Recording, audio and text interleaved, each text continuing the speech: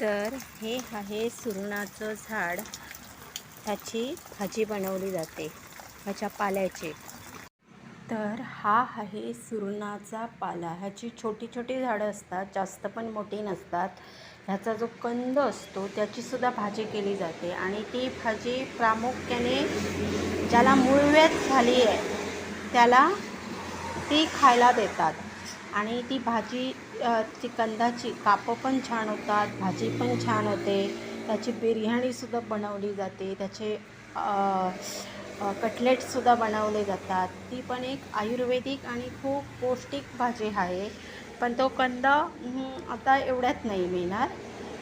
म्हणजे उन्हाळ्याच्या दरम्यान तो काढला जातो आणि तोपर्यंत आपण पावसात त्याचा जो पाला येतो त्या पाल्याची आपण भाजी बनवतो. ती पण खूप छान लागते.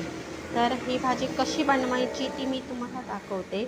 तर ही भाजी आता मी स्वच्छ धुवून एकदम बारीक कापून घेणार आहे आणि त्यानंतर तुम्हाला दाखवते.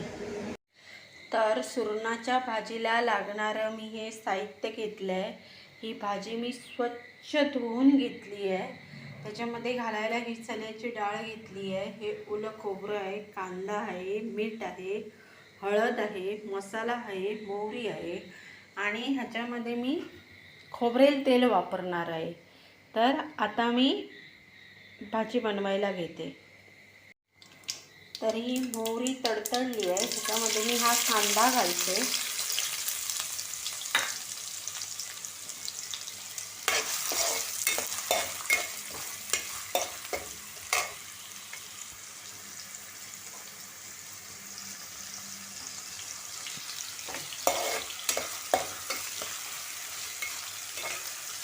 कांदा लवकर शिजण्यासाठी त्याच्यामध्ये मी हे मीठ घालते आहे.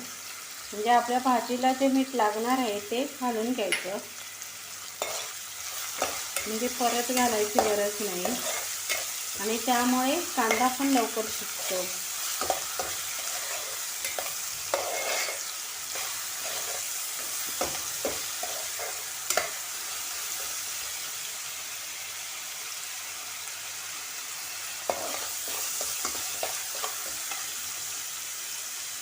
तर आता ह्यामध्ये ही डाळ टाकायची. ही चण्याची डाळ मी 1-2 तास भिजवून घेतली आहे, ती टाकायची.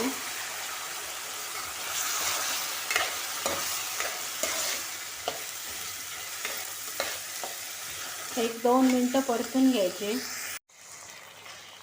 तर आता 2 मिनटं झालेली आहेत. तर ह्यामध्ये ही थोडीशी साखर टाकायची.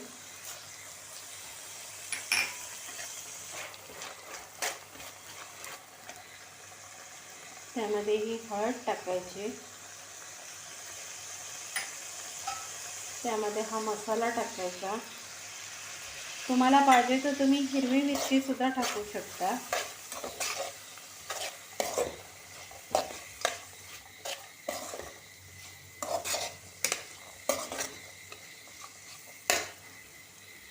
आणि ह्याच्यामध्ये एकदम थोडंसं असं पाणी टाकायचं डाळ शिजायला.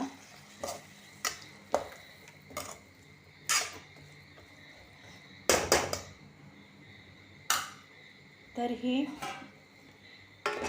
वरती झाकणवर पाणी ठेवून ही डाळ 1-5 मिनटं शिजून घ्यायची. तोपर्यंत मी ही भाजी बारीक कापून घेते. आपली भाजी चेक करूया. तर ही डाळ बऱ्यापैकी शिजली आहे. तर आता ही डाळ शिजलेली आहे, तर याच्यामध्ये मी ही भाजी घालून घेते.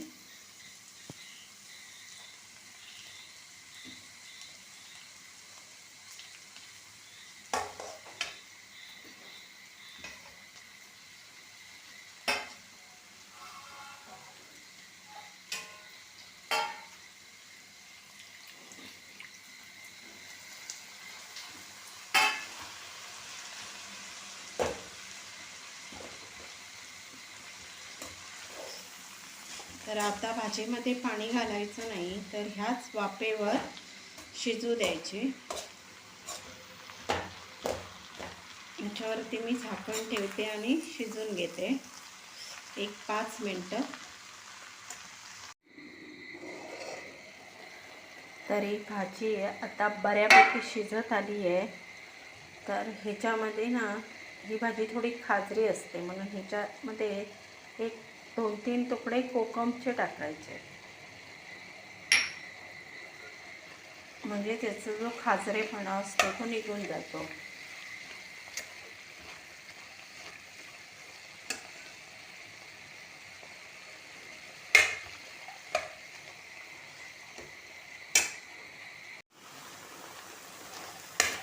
तर ही भाजी आता आपली शिजली आहे. तर ह्याच्यामध्ये हे ओलं खोबरं घालायचं, भरपूर घालायचं.